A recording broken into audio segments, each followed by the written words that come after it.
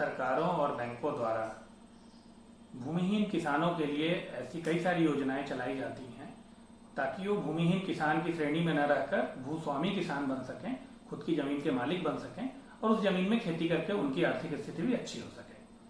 तो बात करते हैं इस सीरीज के पहले लोन की, जिसको आप कह सकते हैं जमीन खरीदने के लिए जो बैंकों द्वारा लोन दिया जाता है उसकी। नमस्कार, लोन सीरीज के पहले वीडियो में आप सबका स्वागत है। हमारे देश की अर्थव्यवस्था का एक बड़ा हिस्सा गांवों से आता है, मतलब खेती से आता है। तो लोन सीरीज के पहले वीडियो में हम लोग खेती वाले लोन की बात करेंगे। तो शुरुआत करते हैं जमीन खरीदने के लिए बैंक जो लोन देती है किसानों को, उससे। हमारे देश के किसानों का एक बड़ा हिस्सा वैसे किसानों का है जिनके पास या तो जमीन बहुत कम है या वो दूसरे की जमीन को किराए पे लेकर, जिसको शेयर क्रॉपर आप कहते हैं, उस पर खेती करते हैं, मतलब खुद की लैंड होल्डिंग नहीं है। तो ऐसे किसानों के लिए तमाम बैंकें कुछ ऐसी ऋण योजनाएं लेके आती हैं जिससे आप खुद की जमीन खरीद सकते हैं ताकि उस पर खेती कर सकें। तो देखते हैं कि जमीन खरीदने के लिए ऋण लेने की पात्रता क्या है और कौन लोग ये ऋण ले सकते हैं। तो इस ऋण की सबसे प्राथमिक जो शर्त है या पात्रता है कि आपके पास पूर्व में जो लैंड होल्डिंग है या जो जमीन है आपके पास, वो सिंचित 2.5 एकड़ से कम होनी चाहिए और या असिंचित 5 एकड़ से कम होनी चाहिए। मतलब आपके पास पहले से जो लैंड होल्डिंग है और जो आप खरीद रहे हैं, दोनों मिलाकर आपके पास इरिगेटेड में या सिंचित में 2.5 एकड़ से ज्यादा जमीन नहीं होनी चाहिए और अनइरिगेटेड या असिंचित में 5 एकड़ से ज्यादा जमीन नहीं होनी चाहिए।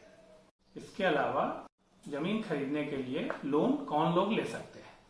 तो सबसे पहले तो या तो आप किसान हैं या फिर आप शेयर क्रॉपर हैं, मतलब आप किराए की जमीन लेकर उस पर खेती करते हैं, पट्टे की जमीन लेकर उस पर खेती करते हैं, तो आप इस योजना में ऋण ले सकते हैं। या फिर आप छोटे मोटे ऐसे व्यवसायी हैं जो खेती या उससे उपजी हुई चीजों की मार्केटिंग में इन्वॉल्व हैं, तो भी आप जमीन खरीद सकते हैं। देखते हैं इस योजना में कितना लोन मिल सकता है। तो इसमें जो क्वांटम ऑफ लोन है अलग अलग बैंकों के उनके इंटरनल जो रूल्स हैं उसके हिसाब से अलग अलग है, लेकिन 4-5 मुख्य बैंक जो कार्यरत हैं उनके जब स्कीम्स को हम लोगों ने देखा तो उसमें एक कॉमन चीज ये निकल के आई कि ज्यादातर बैंकों में जो मैक्सिमम क्वांटम ऑफ लोन है वो 20 लाख रुपए है। और इसमें भी एक अलग से उन्होंने सब सीलिंग लगा रखी है कि जो भी गाइडलाइन रेट है वहां जमीन का, गवर्नमेंट गाइडलाइन के हिसाब से जमीन की जो कीमत है उसका 80% ही बैंक फाइनेंस करती है, 20% आपका खुद का मार्जिन रहेगा। इसको एक उदाहरण से समझते हैं कि कोई 5 एकड़ की अनइरिगेटेड लैंड आप खरीदने जा रहे हैं, आपके पास पहले से कोई जमीन नहीं है और वहां पे जो गाइडलाइन वैल्यू है गवर्नमेंट के हिसाब से वो 2 लाख रुपए एकड़ है, तो 5 एकड़ की कीमत बनती है 10 लाख रुपए और आपने उस जमीन का सौदा मार्केट रेट के हिसाब से 15 लाख में किया है। तो बैंक जो आपको लोन देगी वो गाइडलाइन वैल्यू के हिसाब से जो 10 लाख की कीमत बनती है उसका 80% बैंक देगी, मतलब 8 लाख रुपए का लोन आपको बैंक देगी, बाकी का पैसा आपको खुद की जेब से लगाना पड़ेगा। अब अगला प्रश्न ये आता है कि बैंक इसके बदले में क्या कुछ सिक्योरिटी डिमांड करती है या फिर आपको कुछ मॉर्गेज करने बोलती है। तो नहीं, ऐसा कुछ है नहीं। बैंक मूलतः जो जमीन आपने बैंक से लोन लेके खरीदा है उस जमीन पे बैंक का एक चार्ज नोट होता है। चार्ज नोटिंग आप लोग समझते ही होंगे कि खसरे और B1 पे एक चार्ज नोट हो जाता है कि यह जमीन इसी बैंक में बंधक है। अब जो सबसे महत्वपूर्ण प्रश्न रहता है कि इन ऋणों पे ब्याज क्या लगेगा, मतलब रेट ऑफ इंटरेस्ट क्या रहेगा। तो इस तरह के जो लैंड परचेज वाले लोन बैंक देती है उसमें अलग से कुछ रेट ऑफ इंटरेस्ट डिफाइन नहीं होता है। एग्रीकल्चर लोन पे जो भी इंटरेस्ट रेट होता है या खेती वाले ऋण पे जो ब्याज दर लगता है वही ब्याज दर इन ऋणों पे भी एप्लीकेबल रहेगा। मीन्स आप ये मान के चलें कि अलग अलग बैंकों के हिसाब से 8-8.5% से लेके और 10.5% के बीच में वेरी करेगा और ये अमाउंट के हिसाब से भी वेरी करता है।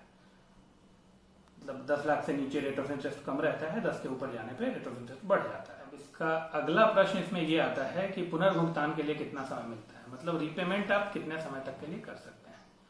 तो लैंड परचेज के लिए बैंक जो भी लोन देती है वो एक लॉन्ग टर्म एग्रीकल्चर लोन में आता है और पुनर्भुगतान काफी लंबा मिल जाता है इसमें, मतलब 7 से 10 साल तक का रीपेमेंट पीरियड इसमें मिल जाता है। और भुगतान जैसा कि आप सब लोग जानते हैं कि एग्रीकल्चर लोन में जो भी पुनर्भुगतान होता है वो फसल कटाई और फसल से आपको जो आमदनी होती है उस पर निर्भर करता है। मतलब हर क्रॉप सीजन के हिसाब से इसका रिपेमेंट पीरियड डिसाइड होता है। और प्रश्न जो लोन लेते समय अक्सर आता है हम लोगों के दिमाग में कि बैंक इसमें क्या क्या कागज मांगेगी या पेपर क्या क्या लगने हैं। तो देखिए, इसमें मूल रूप से 2-3 चीजें ही लगती हैं, ज्यादा कुछ लगता नहीं है। पहला तो कि आप जो जमीन खरीदने जा रहे हैं उसका रिकॉर्ड बैंक लेती है, खसरा B1, या अगर आप महाराष्ट्र के हैं तो 7/12 एक्सट्रैक्ट लगता है वहां पे। और आपके पास पहले से अगर कोई लैंड होल्डिंग है तो उसका भी लैंड रिकॉर्ड बैंक मांगती है। इसके अलावा आपके स्थानीय कोऑपरेटिव सोसाइटी और लोकल बैंक से नो ड्यूज सर्टिफिकेट बैंक लेती है। खैर, अभी तो कई सारे राज्य सरकारों ने नो ड्यूज की अनिवार्यता को खत्म कर दिया है लगभग, लेकिन फिर भी बैंक अभी भी कई जगहों पे नो ड्यूज सर्टिफिकेट मांगते हैं। इसके अलावा जो जमीन आप खरीदने जा रहे हैं उसका टाइटल वगैरह का डॉक्यूमेंट जो है वो भी बैंक को प्रोड्यूस करना होता है। और अगर कोई सेल एग्रीमेंट हो रहा है, मतलब जिससे आप खरीद रहे हैं उसमें और आपके बीच में कोई एग्रीमेंट बन रहा है, तो उस एग्रीमेंट की भी कॉपी बैंक को देनी पड़ती है। तो ये हो गई जमीन खरीदने के लिए मिलने वाले लोन की कुछ मुख्य मुख्य बातें। अब इस तरह के लोन का जो मुख्य उद्देश्य है बैंक द्वारा इस तरह के लोन की शुरुआत करने का या किसानों को ऐसे लोन देने का जो उद्देश्य है वो ये है कि जितने भी शेयर क्रॉपर हैं जो दूसरे की जमीन पे अभी खेती कर रहे हैं या किराए की जमीन लेके खेती कर रहे हैं, या फिर इस तरह के लोग जो खेती में तो इन्वॉल्व हैं लेकिन उनके पास खुद की कोई जमीन नहीं है, वैसे लोगों को खुद की जमीन का मालिक बनाना, ताकि वो खेतीहर मजदूर की श्रेणी से निकल के या शेयर क्रॉपर की श्रेणी से निकल के खुद की जमीन रख सकें, खुद की जमीन उनके पास हो जाए और उस जमीन पे वो खेती कर सके और बैंक का लोन भी धीरे धीरे उस खेती से प्राप्त आमदनी से चुका सकें।